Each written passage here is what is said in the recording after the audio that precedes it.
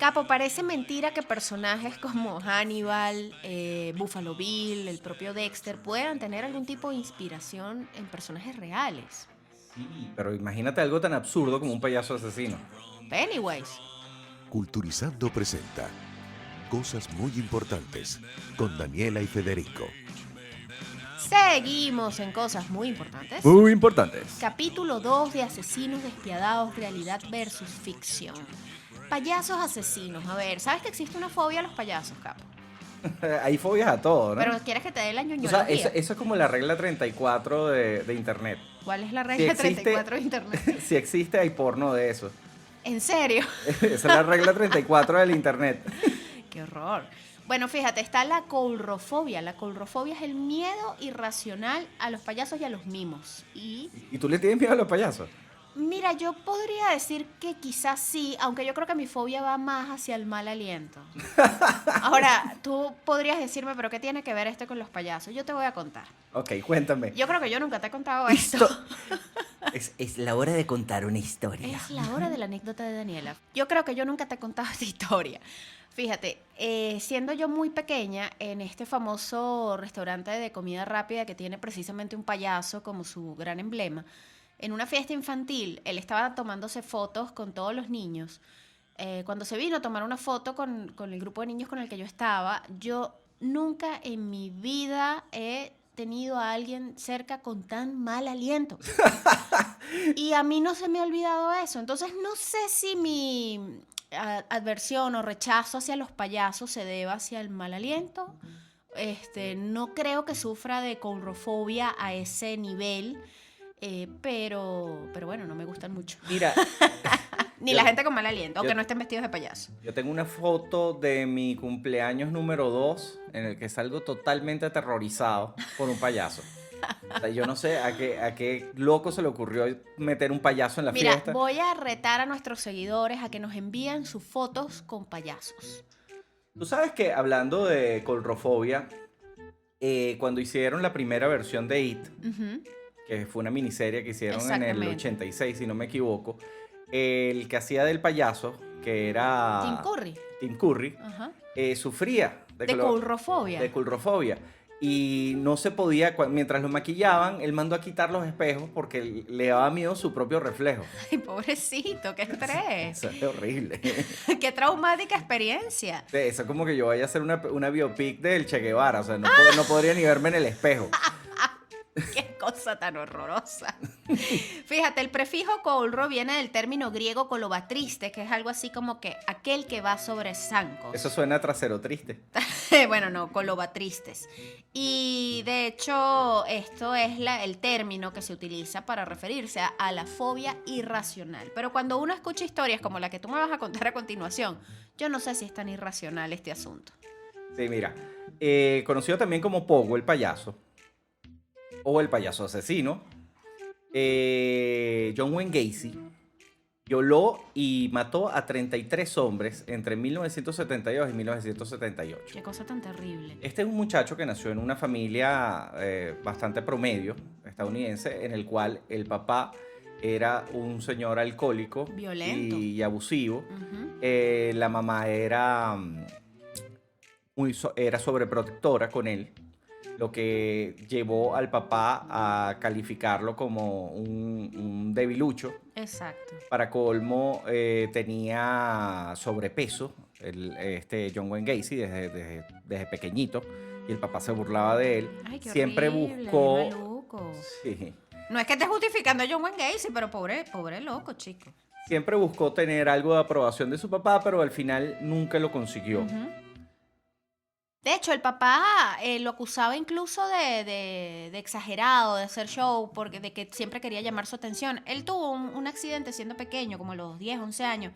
Él se golpeó la frente con un columpio tan fuerte que esto le ocasionó un coágulo de sangre en el cerebro. Esto pasó desapercibido hasta los 16 años, cuando él comenzó a sufrir desmayos, pero el papá decía que estos episodios de desmayos eran un show para llamar la atención y para dar lástima. Es curioso, pero estos golpes en la cabeza están en varios de estos asesinos en serie. Ujú. Sí, es verdad. Richard Ramírez también recibió un golpe muy fuerte durante su niñez. Es verdad, es verdad. Hay una anécdota que dice que él recibió un golpe que también le ocasionó un coágulo, una contusión muy fuerte, Sí, puede ser que esto te lleve a tener este tipo de impulsos. que cause algo en alguna zona del cerebro donde, no sé, anule toda empatía, qué sé Claro, yo. porque el caso de John Wayne Gacy, lo curioso es que era una persona funcional. Sí, Es una persona que, si bien se retiró del colegio, comenzó a trabajar y comenzó a irle bien. sí. Llegó a casarse. Sin embargo, tuvo problemas con la ley precisamente por abuso A menores. Es a que él menores. tenía esa tendencia. De hecho, su primer matrimonio termina porque a él lo declaran culpable de abuso sexual a menores en el año 68. Para esto lo condenan a 10 años, de los que cumple solo 18 meses, porque sale en libertad condicional por buen Yo, comportamiento. yo nunca entenderé cómo la ley es tan laxa Sí. con los abusadores de Sexuales, menores. ajá. Es una cosa insólita.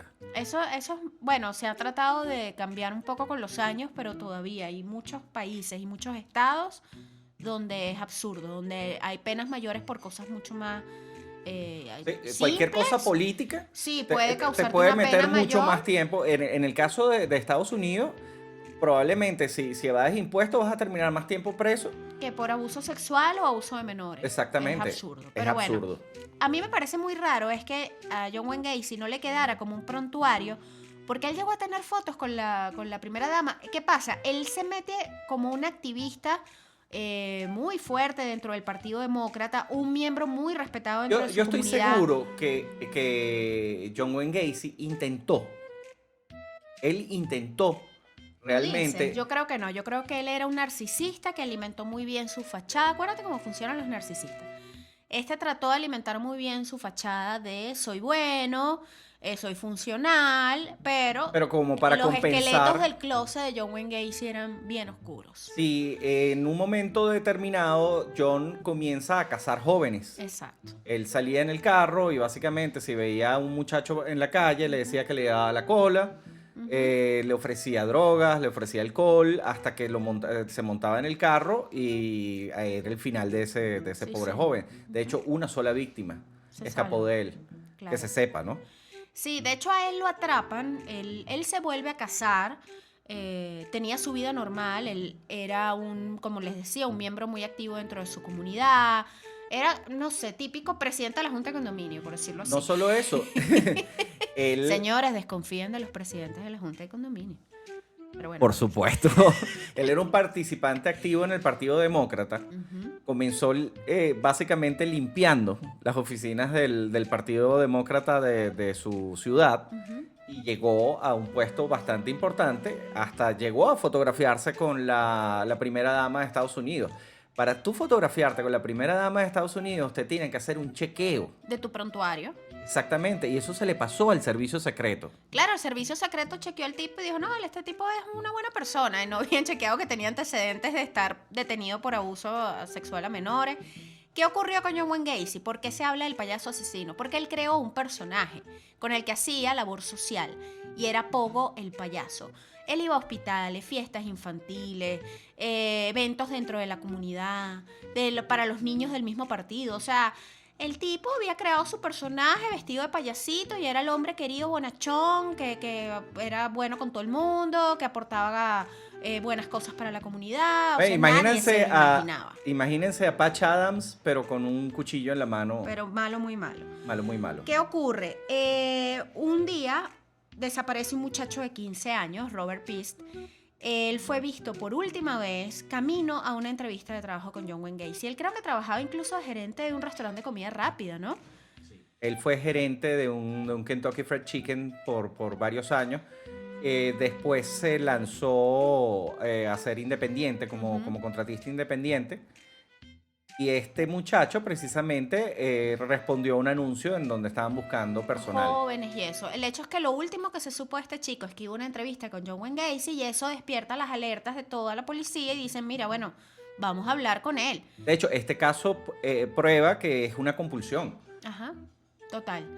Bueno, cuando van y lo interrogan, inmediatamente él confiesa sus crímenes. Cuando la policía entra a su casa, consigue cualquier cantidad de artículos relacionados con otras desapariciones Y ahí se descubre bueno, Fue una cosa terrible porque el señor tenía un cementerio completo debajo de la casa. ay, qué horrible. Estamos hablando de 26 cadáveres enterrados en los cimientos de la casa. Sí. ¿Cómo Como en es ese entrepiso posible? que hay Exacto, entre... ¿cómo Ujú. es posible que tú puedas esconder a 26 cuerpos en tu casa sin Sí. llamar la atención de tus vecinos? Bueno, de hecho se presume que son más, porque fíjate, a este John Wayne Gacy finalmente lo condenan, por supuesto, lo declaran culpable y sentenciado a varias cadenas perpetuas y varias penas de muerte. Y cuando lo ejecutan con una inyección letal en el 94, sus últimas palabras nos revelan que pues no había arrepentimiento por sus crímenes, porque él dijo, matarme no va a hacer que regrese ninguna de las víctimas, el Estado me está asesinando y saben que nunca sabrán dónde están los otros. Qué desgraciado. Es decir, que deja entender que habían más de 33 Sí, víctimas. vamos a explicar un poquito. Habían 26 enterrados debajo de su casa. Habían 2 o 3 más en casa de su mamá y unos cuantos que lanzó al río. Ujú. Y es probable que hayan habido Más. muchísimos más. No se sabe con certeza. Estamos hablando que este era un mundo en el cual no había redes sociales. ¿Cuáles eran los medios de comunicación? El Hay teléfono. muchos adolescentes que cuando desaparecen, si tenían algún tema en su casa, eran problemáticos, la misma policía dice se huyó y ni siquiera lo Exactamente. buscan. Entonces no se sabe con certeza realmente cuántas fueron las víctimas de John Wayne Gacy. El hecho es que Nunca se repitió. eran muchachos muy jóvenes, los más jóvenes tenían solo 14 años, el mayor de sus víctimas llegó a tener 21, es decir que eran muchachos muy jóvenes. Hay 7 de los cuerpos que encontraron que nunca fueron identificados. Entonces eso nos deja ver que pudieron haber sido Ahora, muchos más. ¿por qué decimos que Stephen King se basa Bueno, porque en John Wayne 2 Gacy? más 2 son 4 y las fechas coinciden demasiado realmente. Por más que el mismo King diga. No vale, yo no me inspiré en él, no, sí se inspiró. O sea, Dinos la verdad. por lo menos el hecho de que Pennywise fuese un payaso tiene que ver, a juro, con John Wayne Gacy. Porque realmente Pennywise es el coco. Sí, exacto, es como una entidad extradimensional, como un demonio, ¿no? Que toma forma de payaso. Pero es el coco Claro. que persigue a los niños. Exacto. Lo que pasa es que Stephen King lo convirtió en un payaso. Claro, le dio ese aspecto infantil pero perverso. Dicen que está inspirado en el payaso Bozo, que está inspirado también entre Bozo y Ronald McDonald. Es como más o menos lo que declaró Stephen King en quién se inspiró. Él no dice exactamente qué es John Wayne Gacy. Pero, ¿qué ocurre? Esta novela la escribe Stephen King simultáneamente o posterior, pero muy cerca de las fechas de todo el escándalo de John Wayne Gacy, de cuando lo detienen, cuando va a juicio, finalmente cuando lo condenan. Par de años después realmente es cuando Stephen King escribe It. O por lo menos cuando la comienza a escribir. Exacto, cuando la comienza a escribir. Entonces sí presumimos que puedes tener mucha inspiración. Por el otro lado, Twisty de American Horror Story sí es. Es igualito, sí. Claro, mucho más aterrador. Oye, ellos mismos lo Y dicen. te digo una cosa, a mí American Horror Story las últimas temporadas no me gustaron tanto como las primeras. Pero de las últimas, la de Freak Show, el personaje que a mí realmente más me aterrorizó fue el del payaso Twisty. Yo no Me parece sé horrible. qué pasa con Ryan Murphy. Ryan Murphy arranca de una manera tan espectacular. Sí, el creador de American Horror Story. Casi todo lo que arranca lo arranca de manera magnífica. Nosotros intentamos ver a la enfermera Ratched, pero la mitad de toda la serie, o sea, cada vez que llegamos Como a que la se mitad, desinflara. él como que intenta alargarla demasiado Sí. con subtramas. Sí. Y estas subtramas a veces son un desastre. Yo recuerdo un episodio de la temporada de las brujas Ajá, de Coven. que sale Stevie Nicks Ajá, de Fleetwood Mac. de Fleetwood Mac. Cantando en el piano y hay toda como una secuencia musical bien absurda. Que viene Y realmente la temporada es muy buena. pero justamente el capítulo anterior salen unos zombies. Sí, la cosa se pone, claro, con el vudú y la cosa, pero es que llega un momento como que se emocionara y las series dejan de tener como pies y cabeza. Algo así pasó con Lost. No te metas con Lost, que Dianita muy importante te va a venir y te va a cachetear. Me puede cachetear, pero Lost, ellos se volvieron locos en un momento determinado. Sí, pero yo creo que retomaron después. Sí, al final terminaron. Locos se volvieron los de Game of Thrones.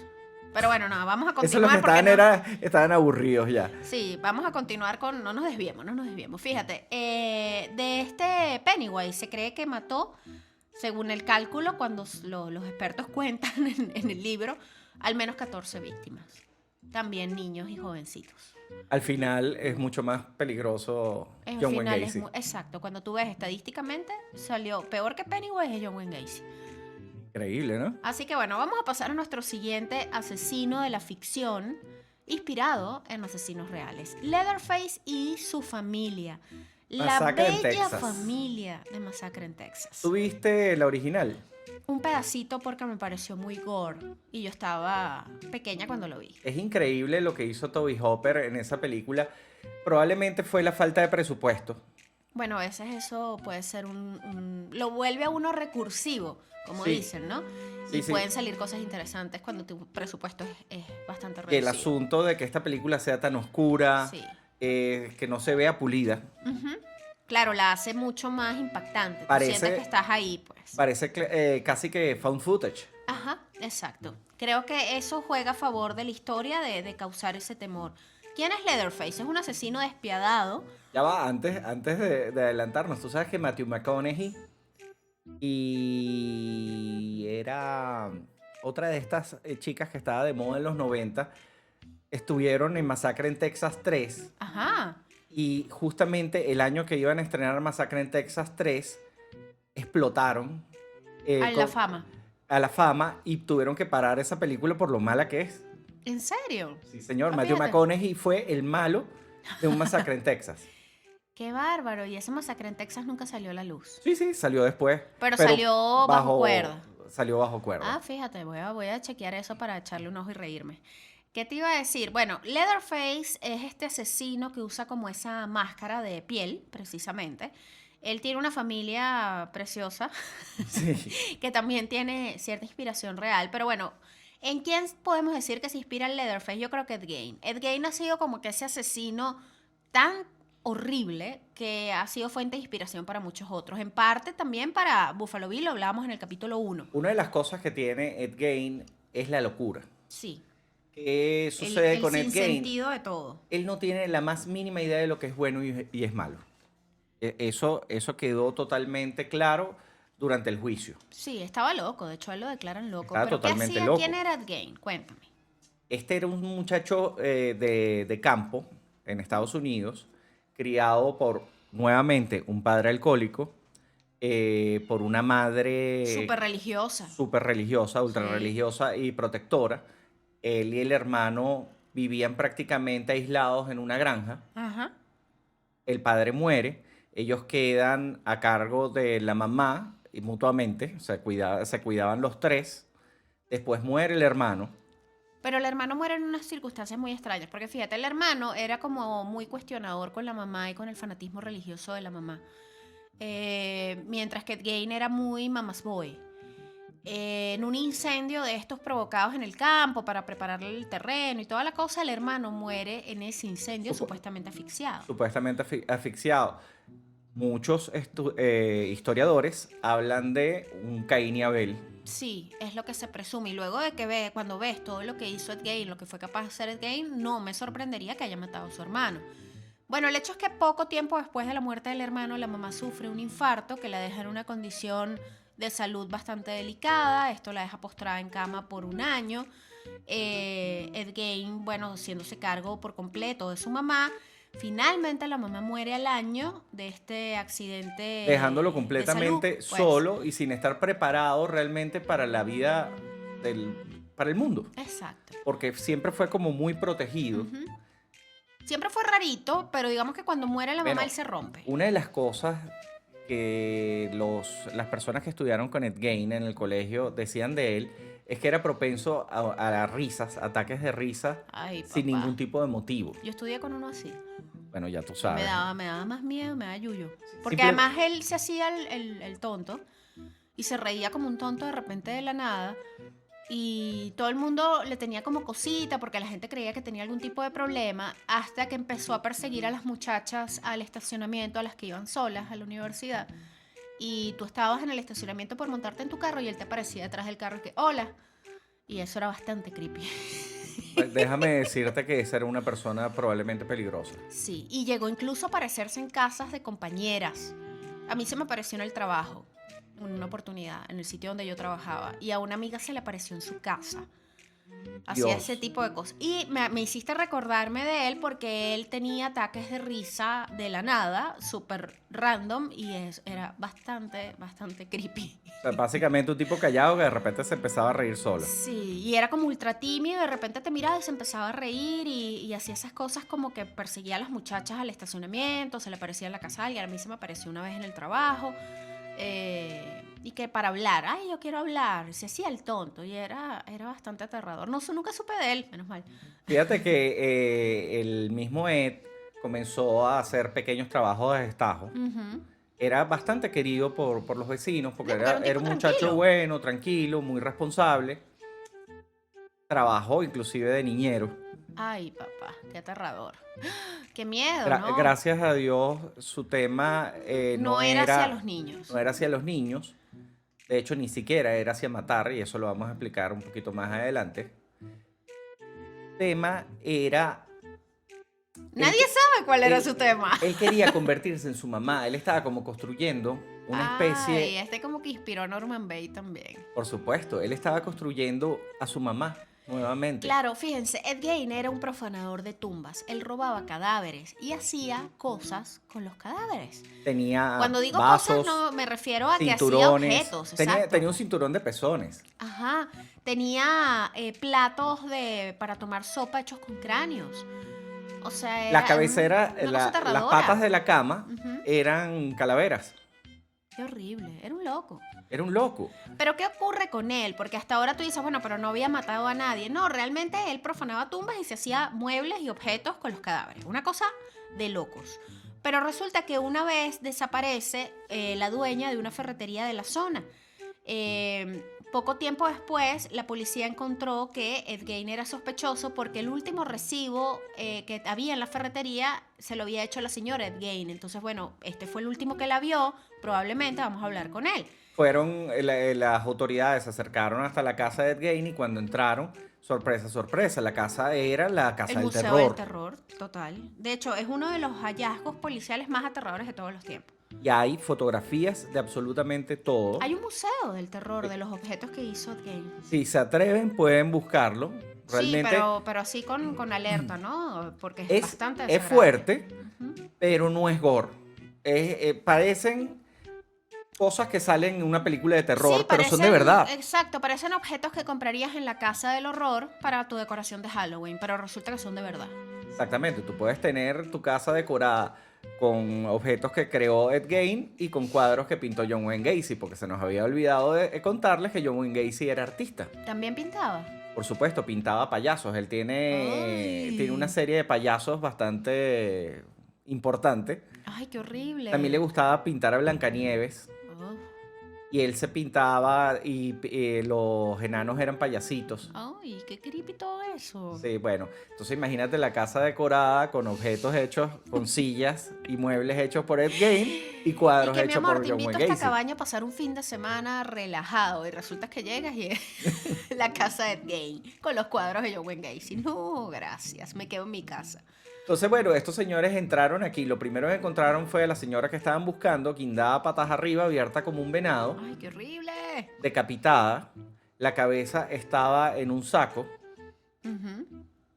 Y empezaron a chequear y se quedaron locos. Claro, o sea, fue de verdad un hallazgo macabro porque todo lo que encontraron era terrible. Cuando lo interrogan, él admite que, bueno, que él abría la tumba de las mujeres, sobre todo las que habían fallecido recientemente, y él se robaba los cuerpos, se los llevaba en su camioneta Ford hasta su casa y ahí pues él hacía sus muebles y sus cosas. A diferencia de Dahmer, no se comía a los muertos, ni tampoco Abusaba, no era abusaba de necrofílico de porque los él decía cuerpos. que los muertos olían mal. Él solo los usaba para hacer cosas. Horrible. De él se comprobó tanto el asesinato de esta señora, la dueña de la ferretería, como de otra mujer que había desaparecido tiempo atrás, que era la tabernera local, Mary Hogan.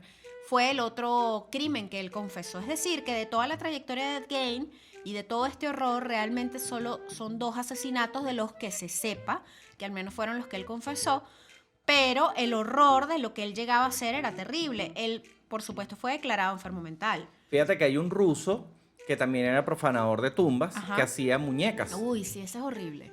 Él robaba los cadáveres de niños que habían fallecido recientemente y los convertía en muñecas. Es horrible, horrible, sí.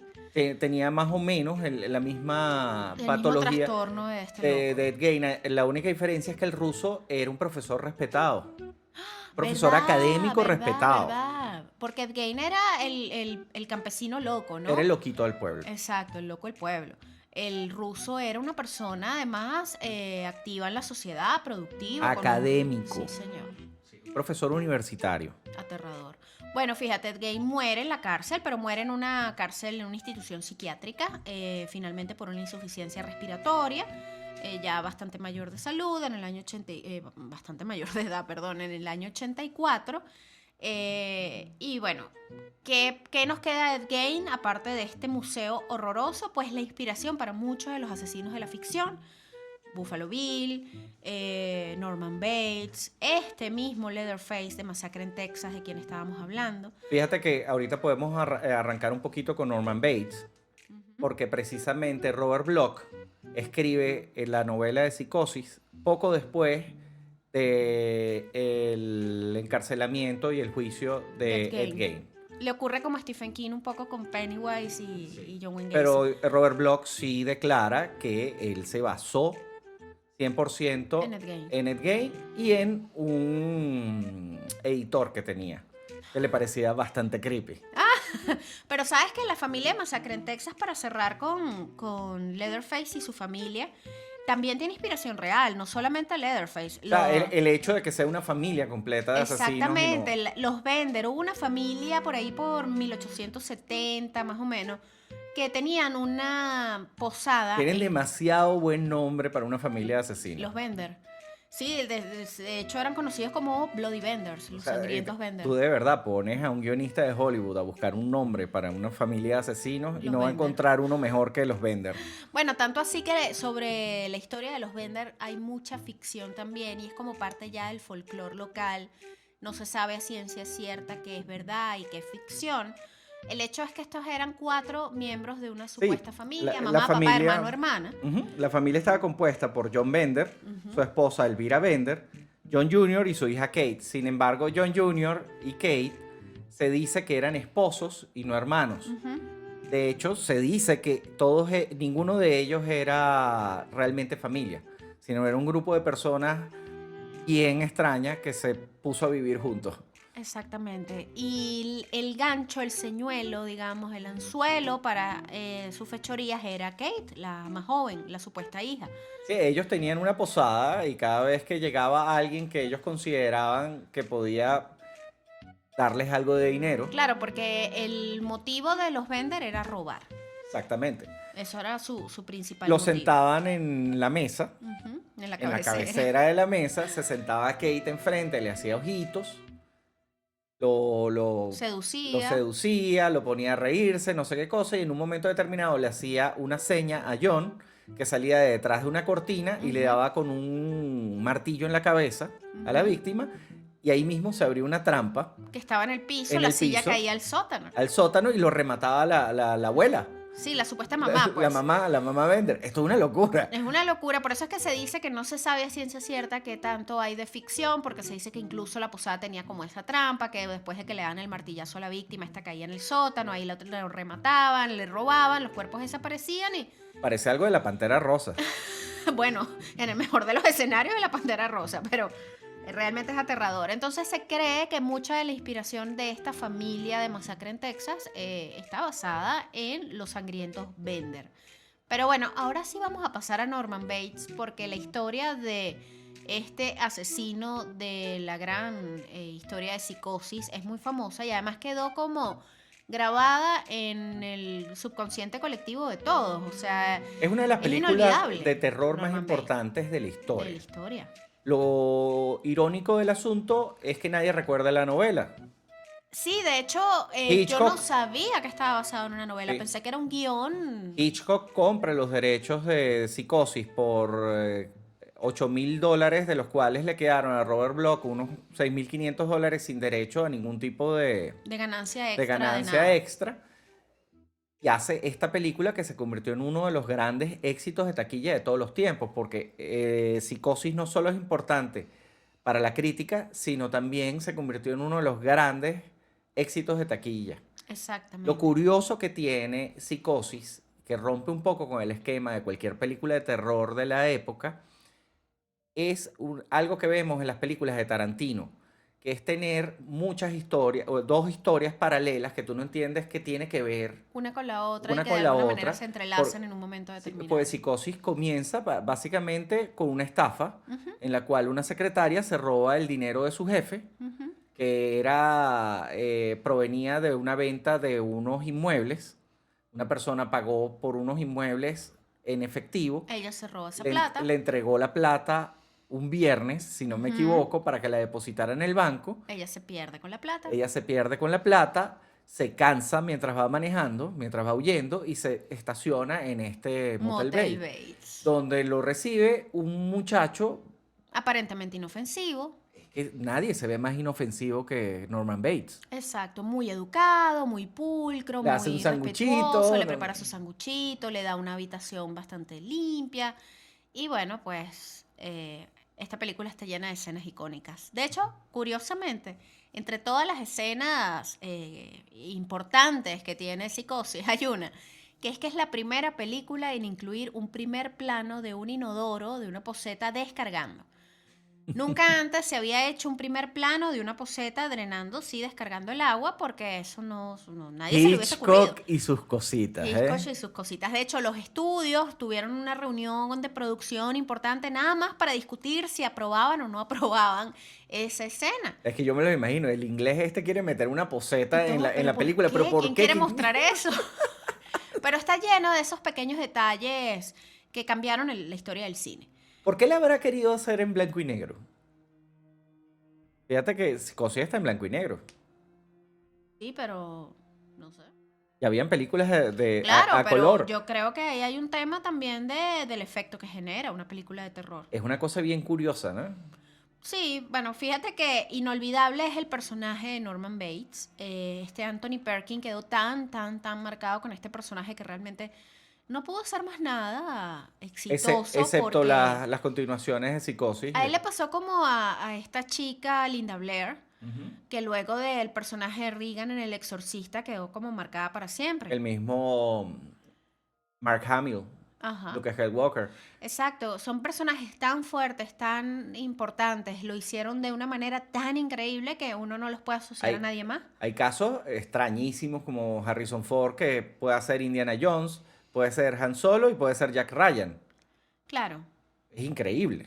claro, tienes ese tipo de actores versátiles que pues son Sí, muy representativos en ciertos personajes y sin embargo los puedes ver en distintas películas. exacto. Pero no fue el caso de Anthony Perkins. Anthony Perkins quedó completamente marcado. Aparte, él era una persona de por sí bastante compleja. Yo recuerdo ver, eso aparece en la película de Hitchcock que hicieron hace algunos años. Ujú. Precisamente hablan de que cuando llega a la audición Anthony Perkins, llega un tipo muy incómodo, Ujú. que se le olvidaban como las líneas y es particularmente extraño. Y Hitchcock dijo, este Claro, es. porque era como nervioso, como tímido también, era bien particular y Hitchcock dijo, mira, este es.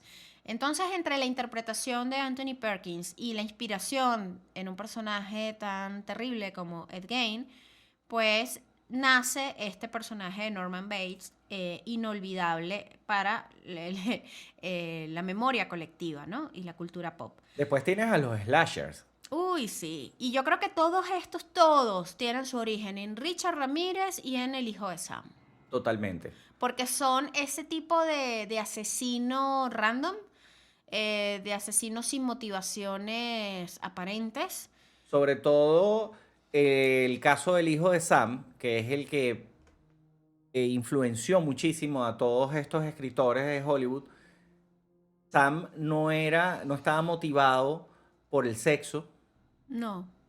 De hecho, ni siquiera por la tortura No, no, ni no. por el sadismo, era simplemente matar. Y su selección de las víctimas también era bastante aleatoria. Era completamente aleatorio. Richard Ramírez era como un gato que sale de cacería. Exactamente. Mataba con lo que tuviera a mano, ni siquiera es que tenía un arma fija, no tenía un patrón fijo bueno, él mataba mujeres, él no. Él mataba lo que fuese. Al principio dejaba vivas a las mujeres, o sea, mataba a los esposos y a las mujeres las violaba y las dejaba vivas. Luego las empezó a matar también. A veces era muy desordenado, a veces dejaba cualquier cantidad de desorden, letras de canciones escritas en las paredes con sangre. Otras veces simplemente se iba y dejaba todo así. O sea, Richard Ramírez Era un realmente fue gato. un caso bastante difícil para la policía, conocido como The Night Stalker, el acosador nocturno. De hecho, en Netflix hay una Un serie documental. documental muy buena sobre él. Ese es uno de los mejores documentales que yo he visto De sobre, crimen. sobre crímenes. Ujú. Es muy completo, tiene testimonio de las víctimas, Sí, de los sí, de los sobrevivientes, de familiares. de los policías que Los trabajaron en el policías caso. son increíbles. Nuevamente, tú pones al mejor guionista de Hollywood a crear un personaje de policía y no vas a conseguir uno más cinemático que estos señores que estuvieron en este caso.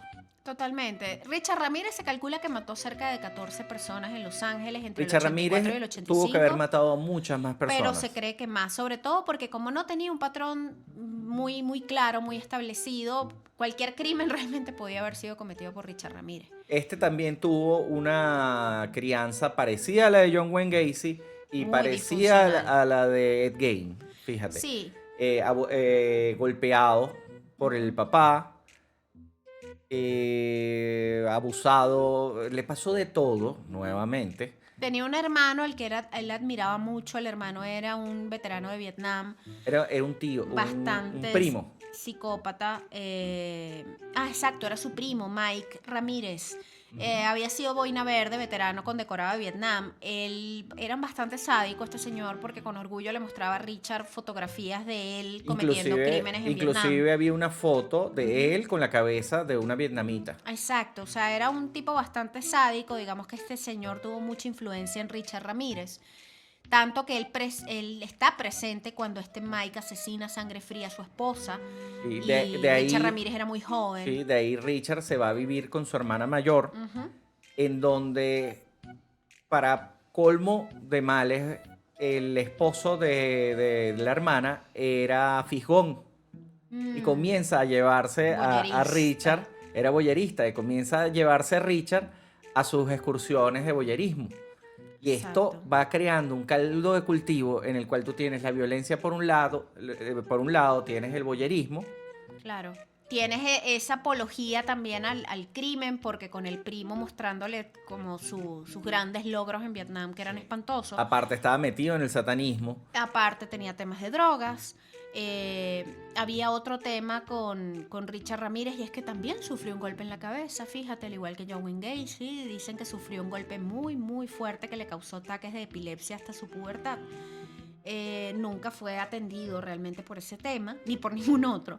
Él comienza a robar a los 9 años y poquito después a consumir drogas. Entonces era como... Él estaba destinado al desastre. Sí, no podemos hablar realmente de un modus operandi porque él no lo tenía. Ujú.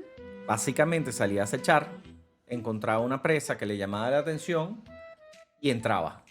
Con Richard Ramírez pasó algo que a mí me desagrada muchísimo, y es que él se volvió como un rockstar de la maldad. Él fue acusado finalmente de 14 asesinatos, 5 intentos de asesinato, 9 violaciones, 3 de las cuales fueron a menores de edad, 2 secuestros, secuestraba niños, 4 actos de sodomía, 14 allanamientos de morada, 5 robos, o sea, una joya, ¿no?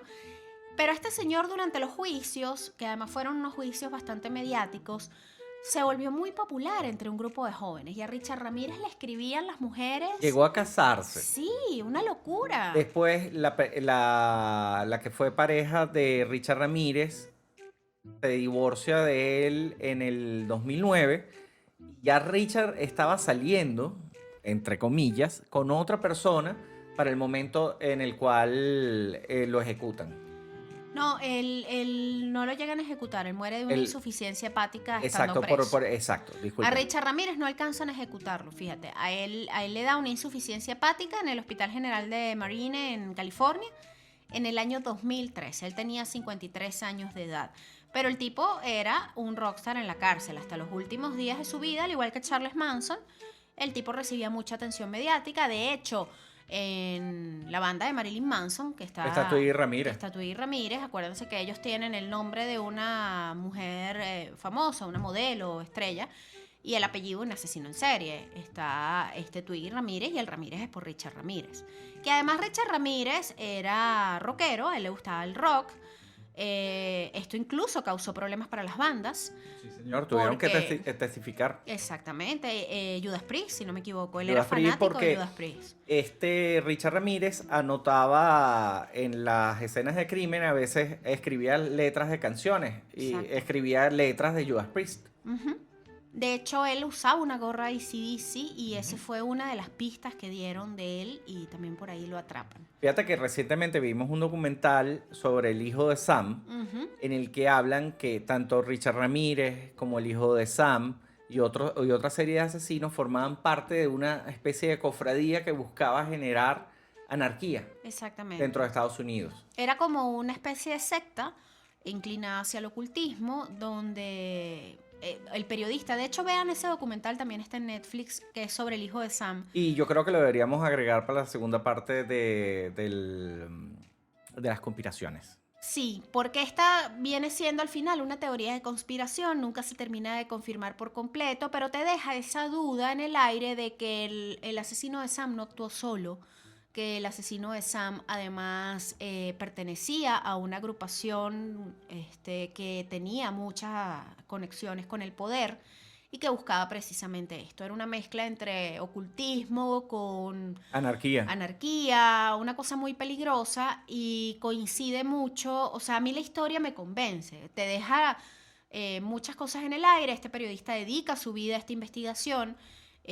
Al final muere por la investigación. Es que además a mí me parece cuando tú ves la historia de este periodista, es una clase de periodismo de investigación. Yo creo que el periodista de investigación puede apasionarse con un solo caso para toda su vida. En el caso de Maureen, el periodista que hace toda esta investigación del hijo de Sam, al final él digamos que hasta lo juzgan de loco, él pierde hasta su vida metido en esta teoría que él manejaba del hijo de Sam, incluso llega a entrevistarlo en la cárcel varias oportunidades, se dice que el hijo de Sam lo manipula, pero a mí siempre me va a quedar la duda porque es que todo cuadra, ¿vale? Sí, vamos a contar un poquito sobre el hijo de Sam, Dave Berkowitz. Este era un muchacho bastante tranquilo. Sí, realmente era tranquilo. Era educado, nadie tenía nada. Trabajaba en el correo. Nadie tenía, sí, de ahí viene el chiste recurrente en Seinfeld de que los empleados postales se vuelven locos. Ay, qué horror. Bueno, sí. Viene precisamente del hijo de Sam. Estamos hablando de que esto ocurre en el verano de ¿qué? Del 77, más o menos, Sí. que Nueva York era un caos, era una época bastante sórdida, Nueva York era ciudad gótica, reinaba Era la Ciudad anarquía. Gótica sin Batman. Ajá. Reinaba la anarquía, el desorden, y en medio de todo este caos Este empiezan a es- ocurrir unos asesinatos. Sin ningún tipo de lógica. Parejitas que estaban en el carro despidiéndose después de una fiesta, Les una caían a cosa, tiros. unos besos, una broma, y de repente llega alguien y los mataba ahí. Sí. Entonces, No había súper- abuso sexual, no había nada. robo, no había absolutamente nada. Simplemente era ejecuciones al azar. Exacto. Finalmente, bueno, lo detienen a través de unas declaraciones de testigos, van como atando cabos. Bueno, el hecho es que lo detienen, él confiesa, era un tipo La que- confesión es súper loca porque él decía que el perro del vecino le decía que tenía que matar. Exacto. Y ese es Sam. De hecho, Sam es el perro del vecino. Y Ajá. ahí es como ellos llegan. Porque él le manda unas cartas a la policía y a los medios hablando de los crímenes antes de que lo atraparan y firma las cartas como el hijo de Sam. Y de ahí viene ese nombre. Y era el perro que le decía, ¡mátalo! Sí, sí, ¡Mátalo! según él era el perro, imagínate tú. Este señor está preso hasta el sol Mira, de ¿qué hoy. nos diría nuestro husky? Bueno, no sé, pues, no los invoques. Ellos tratan de hablar todos los días. Sí. Están tratando de hablar contigo, están tratando de decirte algo. Yo sé que las trivias no les gustan, porque lloran en todas las trivias. O les gustan mucho y tratan de participar. También puede ser. Pero bueno, el hecho es que menos mal que no son como el perro que motivó Como a... Sam. Exactamente. A este Berkowitz. Bueno, fíjate, él sigue preso. Ha inspirado también muchos asesinos de la ficción.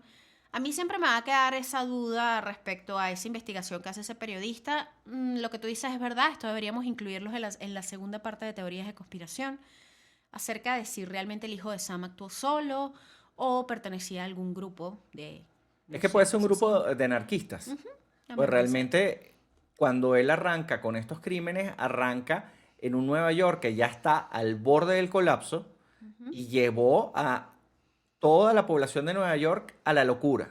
Exactamente.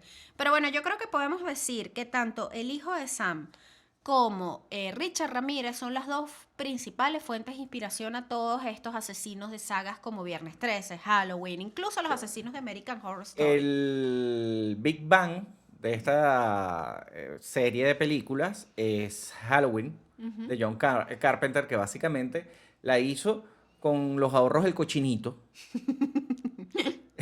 Jamie Lee Curtis tenía que usar su propia ropa. Claro, no había presupuesto para nada. Para nada. John Carpenter compuso la mítica banda sonora Pero John porque no Carpenter tenía... trabajaba como suelo trabajar yo, Bueno, no, con las uñas, mi hermano. tenía que echarle agua al champú. Ujú. De verdad, es increíble lo que logró, porque es una película que costó algo así como $50,000 y recaudó millones y millones de dólares. Exactamente. Bueno, fíjate, entre esos clásicos del cine, pues bueno, está el inolvidable Michael Myers con Con Halloween 1, Halloween, 2, 3, 25, 50. todos los Halloween hasta el sol de hoy, está Jason Voorhees con... Inclusive Jason fue al espacio, por amor a Dios. Sí, ¿verdad? Jason llegó a ir al Y espacio. peleó con Freddy Krueger también. ¿A qué clase de loco se le ocurre poner a Freddy Krueger a pelear con Jason? No tiene nada que ver. Sí, Pero es bueno. verdad. Pero bueno, fíjate, hay asesinos que tuvieron su propia adaptación en cine o TV, que más allá de inspirar a un asesino de ficción, como pudiésemos decir que Ted Bundy inspiró a tantos o Ellos Ted mismos se inspiró a tantos. convirtieron en los protagonistas de Exactamente. de una Entonces, película o una de serie. estas más famosas es Peter Curtin, más conocido como el vampiro de Dusseldorf. El vampiro de Dusseldorf tiene su película que se llama precisamente M. así, M. M, el vampiro de Dusseldorf. Esta película fue dirigida en el año 1931 por Fritz Lang, Tú es sabes que considerada un clásico. se considera que es una de las primeras películas en utilizar de manera efectiva la banda sonora para Ujú, generar miedo. ujú. Es Obra maestra. una obra maestra y el mismo Fritz Lang la consideraba como su película Ujú. mejor ejecutada. Totalmente. Esta cuenta la historia de este asesino, de Peter Curtin, quien además Él estaba tiene... completamente obsesionado con la sangre y con ver Ujú, fluir la sangre, a tal punto que cuando lo ejecutan, ujú. estaba increíblemente excitado de Claro, imaginarse. de él fue el que contamos en el episodio, en el capítulo 1, Sí, que al igual que Albert Fish, a él su propia muerte le causaba fascinación. es una locura. Este es El vampiro de Dusseldorf, tiene su propia película, si alguien la quiere ver, es un clásico del cine del año 1931, dirigida por Fritz Lang. Capaz está en YouTube. Fíjate, la saga Scream, que Ujú. fue tan famosa en la década de los 90, está inspirada en un asesino real. No inspirada, relata los hechos ocurridos con Daniel Harold Rowling, un asesino real que mató a varias muchachas, a 5 estudiantes de la Universidad de Gainesville en Florida y luego a 3 víctimas más en Luisiana. Este tipo sí existió. Wes Craven crea esta saga inspirada precisamente en él. Él era conocido como el destripador de Gainesville. Finalmente, en el año 90, él confiesa haber cometido todos los asesinatos de los que se le acusaron y fue condenado a muerte y ejecutado en el 2006. ¿Qué Qué tal? maravilla. El asesino del Zodíaco. Este nunca se supo más nada, ¿vale? Nunca se sabrá quién fue. Él tiene su película, la película la hace Robert Downey Jr., Mark Ruffalo y Jake Gyllenhaal. Esta película es del 2007 y la dirige David Fincher. Aburridísima. Sí, fíjate, hay gente que la ama, que la considero una película de culto, a mí me pareció súper aburrida. Es completamente Yo aburrida. creo que se pudo haber hecho algo mucho más Tiene entretenido. una sola escena memorable desde mi punto de vista y es cuando ellos van creo que era un cine, Ujú, a donde había un presunto sospechoso ujú. de ser el asesino del Zodíaco y se crea un momento de tensión importante. ¿Qué ocurre también? David Fincher venía de hacer Seven hacía unos años, su gran película, ¿sabes? Su currículum, Pero pues. es que él es maravilloso, David Él es un Fincher. director maravilloso, pero ¿qué ocurre? Que quizás había muchas expectativas. En mi caso, estoy hablando de mi caso personal. Yo ya sabía del caso del asesino del Zodíaco, a mí siempre me han llamado la atención estos temas. Cuando yo veo la película, quizás yo iba con muchas expectativas, porque además el director de Seven, esto va a ser buenísimo. Y fíjate que me aburrí, ¿vale? Pero bueno, ¿quién fue el asesino del Zodíaco? Este es uno de los casos más discutidos en Estados Unidos. Su identidad hasta el sol de hoy es totalmente desconocida. Él enviaba cartas a la policía y a los medios hablando de que sus víctimas podían ascender incluso a 37 víctimas. Nunca se pudo Él confirmar tenía un exactamente modus cuántas operandi muy similar al del hijo de Sam. fueron. Ujú. De hecho, si hay dos asesinos que podrían ser prácticamente hermanos, son el hijo de Sam y el Y el asesino Zodíaco. del Zodíaco sí se parecía bastante. Nunca se ha sabido quién era, hay muchas teorías al respecto, pero bueno, el hecho es que está esta película, si alguien la quiere ver, y bueno, y podemos debatir al respecto si les gustó o no, porque sé que hay personas a las que sí les gustó mucho. Aileen Wuornos, la La de Monster. famosísima, sí señor, interpretada por Charlize Theron en esa película Monster del año Eso sí 2003. es realmente, creo que se ganó el Oscar por Sí, claro. maquillaje, No, si no, no y me mejor equivoco. actriz. Sí, porque ¿cómo Ella se haces tú transformó. para transformar una mujer tan bella en alguien tan horrible? Sí, porque además no solo un tema de aspecto físico, sino la mirada, la actitud al caminar. Aileen Wuornos fue una asesina en serie que acabó con la vida de 7 hombres entre el 89 y el 90. Ella alegó que fueron en defensa propia. Realmente ella era una prostituta que odiaba a los hombres, supuestamente por un trauma, porque habían abusado de ella en una oportunidad y ella decidió que se iba a vengar. Sí, ella era una especie de vengadora de Ujú, las mujeres maltratadas, ujú. desde su punto de vista. Realmente mató unos cuantos que probablemente se lo merecían, que Pero eran, bueno, no sabemos, pues. pero Esto es lo mismo que hablábamos la vez anterior con Pedriño y con el otro policía que se volvió loco. O sea, tomar la justicia en tus manos es muy subjetivo. como abogado te digo que es algo terrible. Eso Es no debería terrible. ser nunca. El hecho es que Aileen Wuornos fue... No puedo decir el apellido de esta señora, ¿vale? Wuornos. Pero es que ni siquiera lo puede decir ella. Aileen Wuornos. Probablemente por eso terminó siendo asesina. Estaba cansada de que le escribieran mal el nombre. Que se lo pronunciaran mal. Ella fue sentenciada a muerte en el 92, ejecutada 10 años después por inyección letal. La película la protagoniza, como dijimos, Charlize Theron.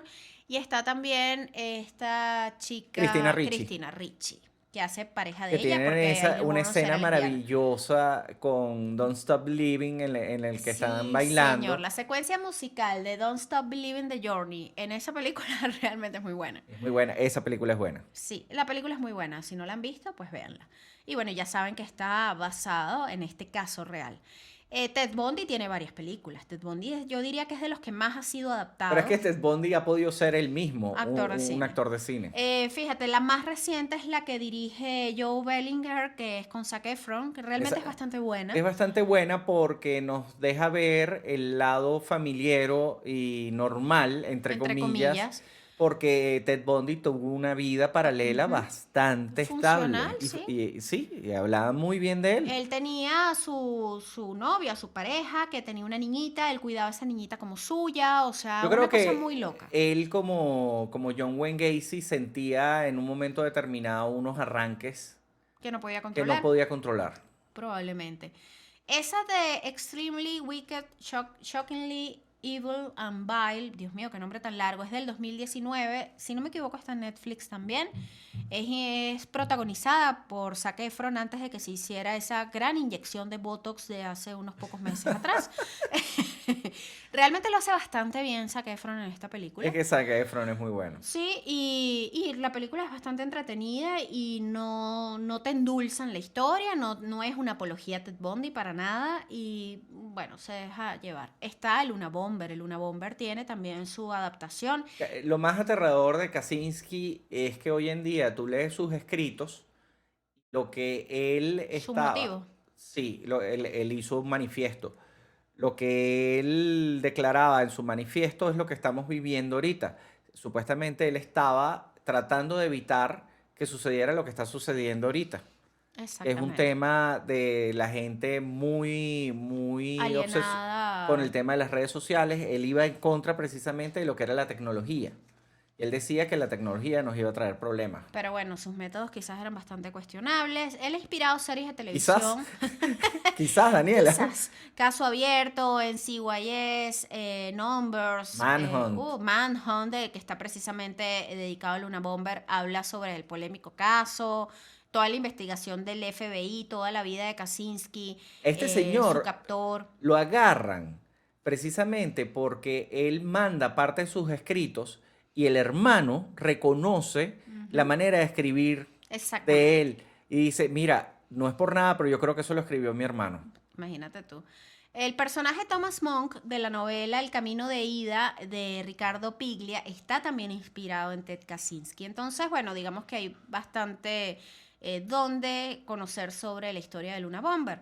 Pero fíjate, no hemos hablado de los mafiosos. Yo creo que sí hay una adaptación cinematográfica que refleja la vida de el mafioso más importante de la historia, podríamos decir, es Scarface, y Scarface tiene dos versiones, la versión del año 32 que dirigió Howard Hawks, James Cagney. ajá, y que de hecho el propio Al Capone estuvo en el estreno de esta película. Qué incómodo. Qué incómodo, ¿verdad?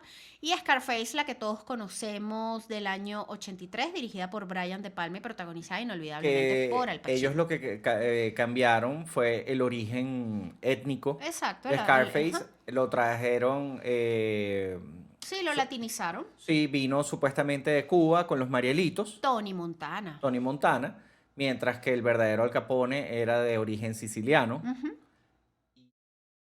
trabajaba en Chicago y no en Miami. Exacto. Pero al final, La historia es básicamente la misma, ¿no? sí. Es la historia Al del Capone. Capone era un personaje bastante complicado Ujú. porque podía ser muy, muy, muy, muy agresivo en determinados momentos.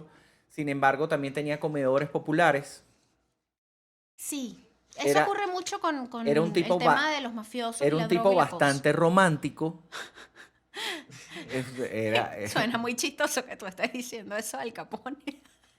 bueno, mientras estuvo preso, porque él es detenido por evasión de impuestos, Ajá, fue la única manera que tuvieron para agarrarlo. hay montones de fotos de él sentado sonriendo, tocando banjo y preparando pasta. Sí, y le escribía cartas de amor a la mujer, unas ¿Sí? cartas de amor desgarradoras. Fíjate, la última película que habla sobre Al Capone, porque él ha sido bastante también adaptado al cine y todo, es la que hace este actor que a mí me encanta, chico, ¿vale? Es que que es súper rudo, que se llama Capone, la película, la vimos hace poco. Sí, que nos relata los últimos días de Al Dios Capone, mío, qué película tan desagradable y tan que aburrida. está precisamente sufriendo ya de lo que es los síntomas finales de la sífilis. Tom Hardy. Tom Hardy fue el que hace esta adaptación de Capone y de hecho la valoración que le dieron es muy baja. Ha podido ser una película buena y lo comentamos mientras la estábamos viendo, pero se dedica más que todo, toda la película a resaltar que Al Capone se hacía popó en los pantalones a cada Sí, rato. que estaba enfermo ya y la actuación de Tom Hardy, quien yo considero que es un muy buen actor, es súper exagerada. Yo creo que aquí hay un problema de dirección principalmente porque llega a parecer una caricatura. A mí no me Exactamente. gustó nada, nada, nada. De por sí, no, a mí me pasa como a ti, no me gustan mucho las historias de la mafia. Sí, me pasa igual que con todas estas series sobre el narcotráfico y Pablo Escobar. Siento que, o sea, viendo tantas cosas que mostrar Sí, también, suelen hacer como apología, yo les siento estaba yo. diciendo, yo en mi carrera he tenido que conocer personajes así. Sí. Y la verdad que no son No, son agradables. No desagradables son lo que te está pintando Hollywood. no son historias interesantes que contar, pero bueno, cada quien con lo suyo. Habrá gente que diga, bueno, pero a ustedes les gustan los asesinos en serie. A mí me gusta cuando hay justicia. En estos días una escritora, Fíjate una que, seguidora de fíjate cosas que muy nunca importantes, hablamos del Zodíaco. Nunca lo atraparon. nunca lo atraparon. Y realmente cuando no hay justicia a mí me causa como un poco de desagrado, ¿no? Hace pocos días atrás una seguidora en nuestras redes nos comentaba que a ella le gustan mucho las historias de asesinos, pero porque le gusta cuando se hace justicia. Yo puedo decir que estoy bastante de acuerdo con ella. De hecho, yo creo que se lo comenté, que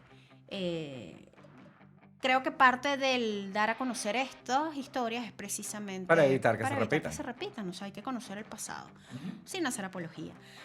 Vamos a mandarle un saludo a nuestros amigos muy importantes que se encuentran en nuestro grupo de WhatsApp.